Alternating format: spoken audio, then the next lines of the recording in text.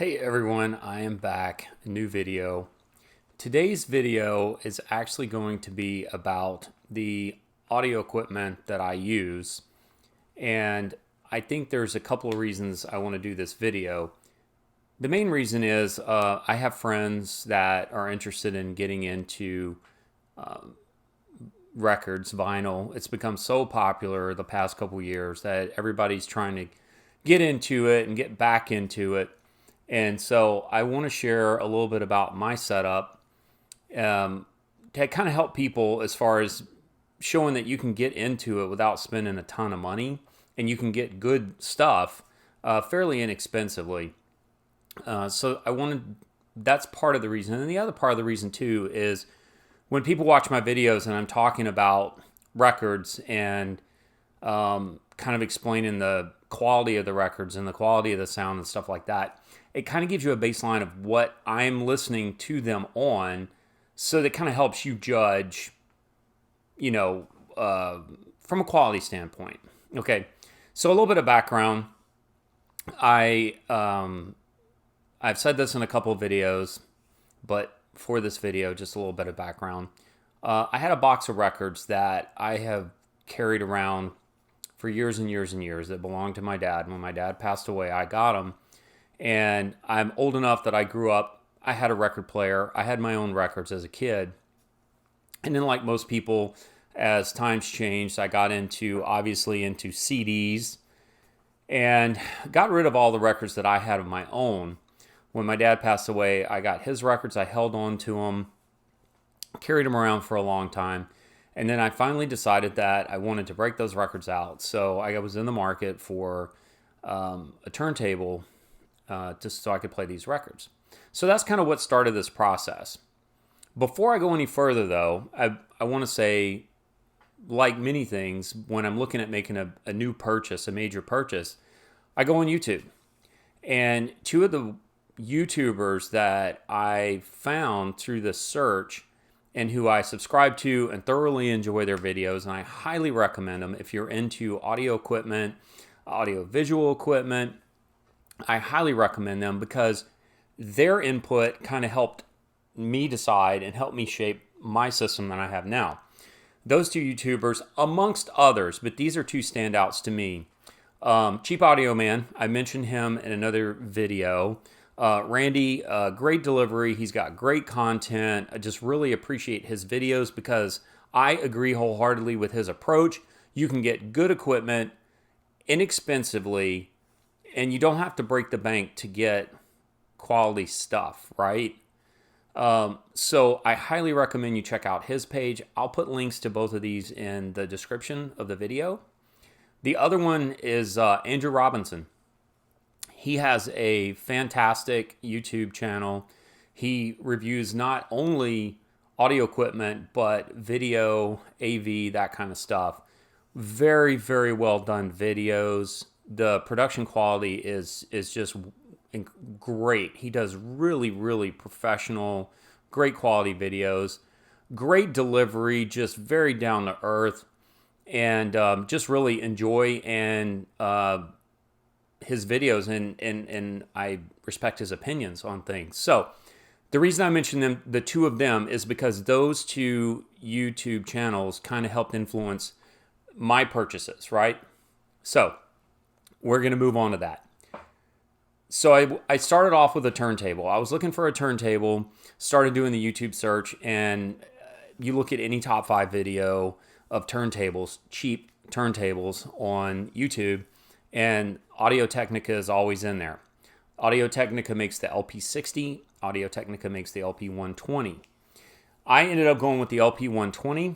This is the Audio-Technica. It's the LP120X USB. The USB is because it does have USB connectivity that you can, and I'm going to move this camera around, and hopefully, yeah, you should be able to see that. I've got my cheat sheet here, and my mic is going to be a little bit in the way, so just bear with me. I like to do this all in one shot, not a lot of editing. Anyway, so the Audio-Technica LP120, considered by most to be a entry-level turntable, and this camera is going to keep adjusting to the light. Considered by many to be an entry-level turntable, but a good entry-level turntable. And when I bought this a couple years ago, I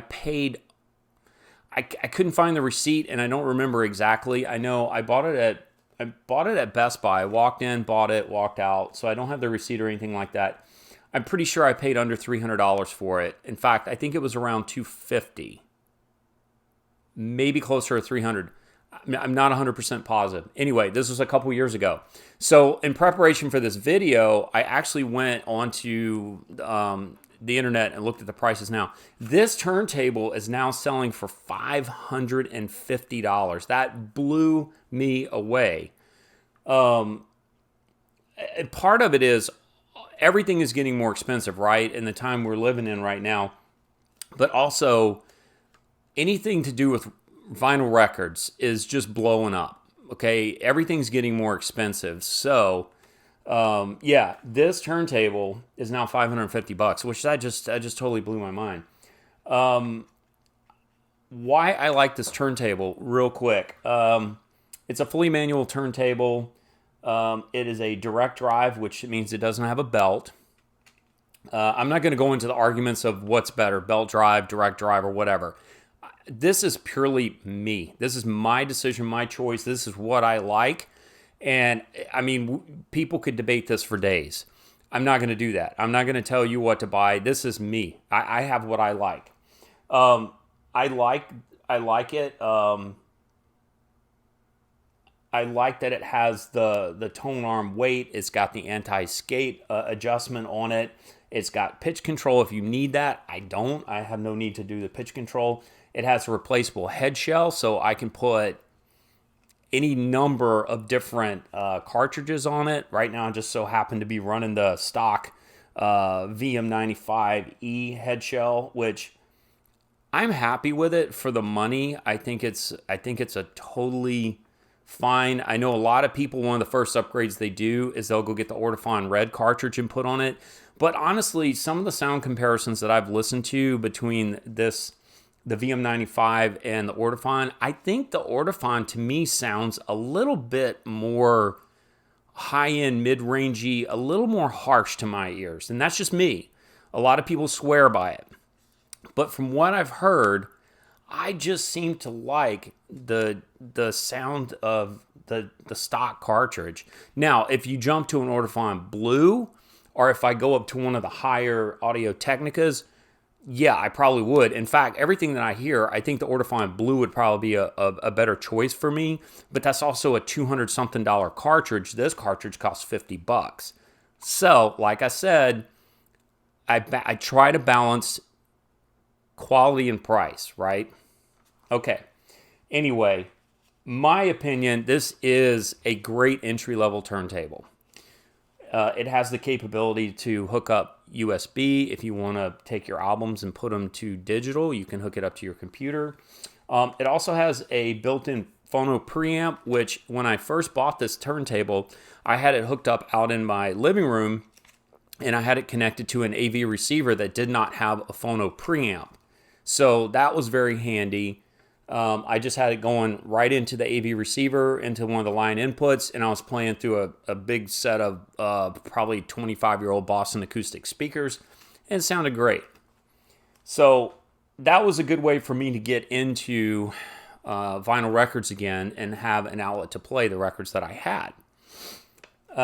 As I got more and more into getting records and trying to pursue a little bit better setup, of course, I started doing research. And that's when I stumbled across Randy Cheap Audio Man and Andrew Robinson's websites, and they were talking about, I was looking for something, I just wanted something very simple, very basic for the room that I'm in right now. This room is kind of my man cave office, whatever you want to call it. This is the room where I hang out, spend a lot of my time.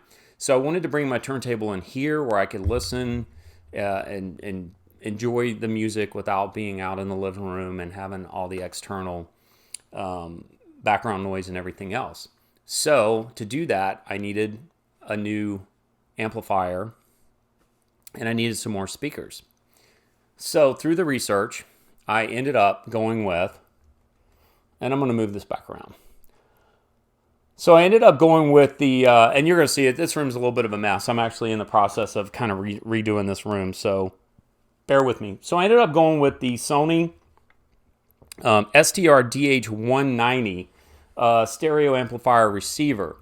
This receiver, I looked at a couple. I looked at the Yamahas and I looked at a few others. But this receiver, if you go on YouTube and check out the reviews, there are so many positive reviews about this amplifier slash receiver. And the biggest selling point was the price. Like I said, I didn't want anything super expensive. I just wanted something that I could get in here, get my turntable hooked up, and just rock and roll. And I just needed a 2-channel receiver. So this one definitely fit the bill. And I'm going to say I've had this one for, I've probably had this thing for over a year now. And I'm very happy with it. Very, very happy for what it is and what it does. It's very basic. But it has one of the things too. I was looking at one of the Yamaha receivers, and one of the things that sold me over to the Sony over the Yamaha in the same price range, and it was the Yamaha RS202 was what I was looking at. The Sony has the built-in phono preamp. The Yamaha did not. So I have the preamp built into the turntable, so it wasn't a huge deal, but I was, kind of in the thought process that maybe the built-in preamp on the Sony might be a little bit better than the one that's in the Audio-Technica. So that was kind of one of the selling points for me, was to get the Sony with the built-in phono preamp, which is nice to have. It also has a direct bypass. It's supposed to give you a pure path from your turntable to your speakers without any interference, digital interference or whatever, or sound coloring or whatever. So that's kind of a nice feature too. I paid for this Sony when I bought it. I bought it on Amazon. I paid $160 for it. I just looked today, and on Amazon here in the US, it's $198. This amp for $160, it was cheaper, I think, when they were first doing the reviews, when Randy was doing his reviews and Andrew was doing his reviews, it was a $99 amp. And for $99, it was a steal. I still feel for $160, it has been an outstanding amp. Now that you're getting closer to the $200 range, I would say maybe do some research, and there may be something out there in the $200 range that might be the equivalent or maybe even a little bit better. But I tell you, if you find this thing on sale for anything around $120, something like that, it's a great amp. On top of that is an old Sony DVD player that I've had for ages. I had a Sony 5-disc CD changer back in the heavy CD days, and I carried it around all over the world with me. I actually bought it in 1995 when I was stationed in Korea in the Air Force, and it traveled the world with me over the years, and I went to pull it out to hook up to this system, and at some point in its journeys, it got beat up. I don't really know what happened, but I pulled it out of the box and it was just jacked. It was jacked up, and I have no idea what was going on with it. So anyway, fortunately for me, I did have this old DVD player, and so it is acting as my CD player now, because obviously I still have all kind of CDs. I have it hooked up. I keep hitting my mic boom. I have it hooked up to listen to CDs, and it works great. It works absolutely great, and you can see I have my TV here, so it doubles as my DVD player if I need to play DVDs or anything like that. So it kind of works out for this room, right? And best of all, I bought it many, many, many years ago, so really no cost to me. I had it sitting in a box, and I pulled it out and dusted it off, and I've been using it. It works great. The last component of my system is speakers. So once again, through the recommendations of Randy, Andrew, and a couple of other, I think Zero Fidelity, watched a lot of his videos. I wanted inexpensive, quality speakers. And these speakers, these are the Sony, I have two. I have this one back here that Jimmy's sitting on, obviously, and then I got the other one sitting over here. So these are the Sony SSCS5 bookshelf speakers, and these speakers, I bought them. Like I said, we're a military family, so I have access to get onto the base. I bought these speakers out at the BX for $118, but they're tax-free. If you buy stuff on base, it's tax-free, so there was $118 flat. Funny enough, Randy, in one of his videos, he talked about these speakers hover around the $100 point. Every once in a blue moon, though, Amazon will run them for like $79. I bought these, and about 3 weeks later, Amazon ran them for $79. Was I upset? Not really, because for $118, I mean, these are still, they're great speakers. I actually considered buying another pair, honestly. Anyway, so if you can find these speakers for $118, I think they're great. For $70-something, it's a no-brainer, absolutely. And I would encourage you to watch Randy's video. He actually puts these in a shootout with sub $100 speakers, and they held up really well. It's interesting because they the only negative part that you could say about these speakers is they're not super bass heavy. They are, pull this cover off and you can see they have bass ports in the back, and that's why I kind of have them close to the wall, because I think it helps the bass. But if you look, it's kind of hard to see here, but if you look, there's you have about a 4.5 to 5 inch speaker. Then you have this mid-range. It's really a tweeter. It's not really a mid-range. And then they have what they call this super tweeter up here. So they are very, very clear, very bright speakers. If they're lacking anything, like I said, they're lacking a little bit of bass. You do get bass, but they're not going to really rumble the room. But if you put them closer to the wall, I think you get a little bit more of that resonance from them because the bass ports are in the back. But once again, trade-offs, right? Price, performance. For the price, I think they're excellent speakers, and the clarity of the speakers is outstanding. So I considered getting a subwoofer to connect to these, and I think these would probably pair very well with a nice subwoofer. But then, once again, thinking, let me try to save a few bucks. I started thinking, I'm like, wait a minute. I have a pair of speakers sitting up in the attic that I've had forever. Let me pull them out, hook them up, and see what happens. Now, this is going to probably ruffle some feathers, but it doesn't matter. It's okay. Going back to, you like what you like, and it's me and it's my opinion. Everybody's got a different opinion. I had an old pair of Bose 301 speakers, and a lot of people are down on Bose. I don't know. There's a lot of people out there. If you go on the internet, there's a ton of people, especially in the audiophile community, that just poop all over Bose. But I had these Bose 301 Series 3 speakers. I've had them forever. Once again, I bought this pair of speakers when I was in Korea, got a really good deal on them, and I carried them around for a long time. At one point, I had them in my garage, hooked up to a garage stereo system, and they worked great for that. They were fine. Just something to listen to music when you're out there banging your knuckles, working on your vehicle or whatever. But remembering kind of the way they sounded, I thought these might actually be a good kind of round out the sound that I'm getting out of the Sony speakers. So I came in here and I hooked them up, and they actually really kind of filled the void that the Sony's left.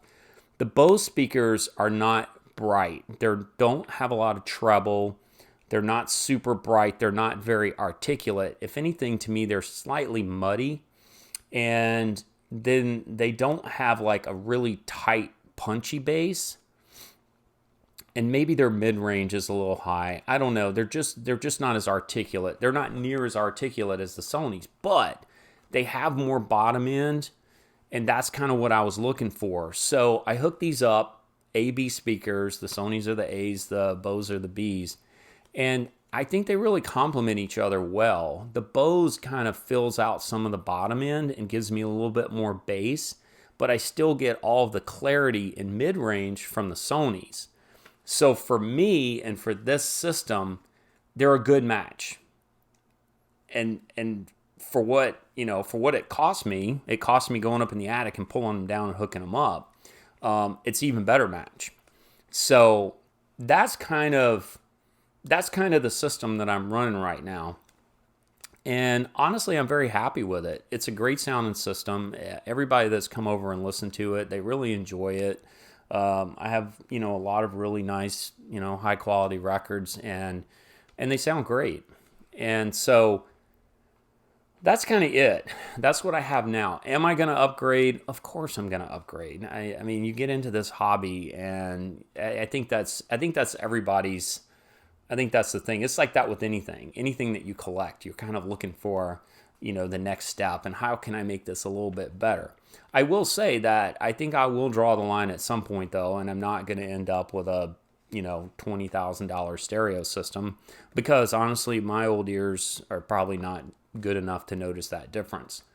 But I will say, for a budget entry-level system with really nice sound quality and something that you're really going to enjoy, and honestly probably would never need to update or upgrade, I think this is a great setup. So if you go through and you look at what I paid for this system, unfortunately it's quite a bit more now.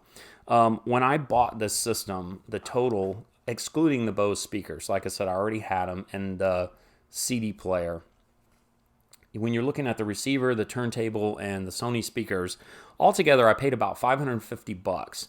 $550 for a complete system is great. I mean, there's turntables, entry-level turntables that cost $550. In fact, like I said, the Audio-Technica turntable right now is going for $550. I have a whole system for about the price of the turntable right now. And so that's kind of the downside. If you wanted to rebuild this system today, with today's prices, it's going to cost you about $850. The receiver and the speakers really have not changed an awful lot in price, but this turntable has jumped up, huge jump in price. And to be honest with you, I think now that you're into that $550 range, I think there are other turntables out there that are probably better. One of the turntables that I've been eyeballing is the Fluence RT85. That one is a very attractive one to me, and I think if I had to compare it to this one, I don't know. From everything that I hear, it's in the reviews I've seen, it's a great turntable, and the Fluence turntable has an acrylic platter on it, which is supposed to be really awesome for noise dampening and vibrations and stuff like that. And it also has that Ortofon Blue cartridge on it stock, and that's a $200-something cartridge. So on a $550 turntable, you're getting a $200 cartridge. That's almost half the price of the turntable, and you're getting the acrylic platter. So, and you can see on mine, I don't know how well you can see it, but on mine, the only upgrade I've done to mine is I have a rubber cork blend mat, platter mat on mine, and I really like it. I think it works great, and I kind of like the look of it. Everything else is stock on it, though. But anyway, so my point is, when you start getting into that price that they're asking for this now, do your research, shop around, because you may be able to get an even better turntable for that price. If you want to go cheaper, I would look at the LP60. My son has the Audio-Technica LP60, and it's a really good entry-level turntable. It sounds really good. We've pulled it out of his room and hooked it up to the stereo I have in the living room around the holidays and put Christmas records on and listen to it. And it's a very solid turntable, especially for the price. It's half the price of this one, probably less than half the price of this one. So especially if you're just getting into it and you want a very budget-friendly entry-level turntable and you're trying to step out of the Crosley, Victrola, those types of turntables, I highly recommend the LP60. But anyway, that's pretty much it. I just wanted to, share my input and my feelings on that. And that way, it kind of gives everybody a little bit of an idea of where I'm coming from when I'm talking about music and my listening experience and stuff like that. I highly recommend all of the components that I've listed in this video. And I think for the price, it's a great system. So, all right. Look for more equipment videos and things like that in the future. I like to talk about gadgets and equipment and things like that. And as I get things and as I upgrade things, I will definitely share. And I am also going to continue to do my vinyl shares probably once a month or so, where I'll share records that I pick up, make recommendations, and things like that. So once again, thank you for watching this video. I hope it was helpful, and I hope wherever you are, you have a wonderful day, and I will see you in the next video.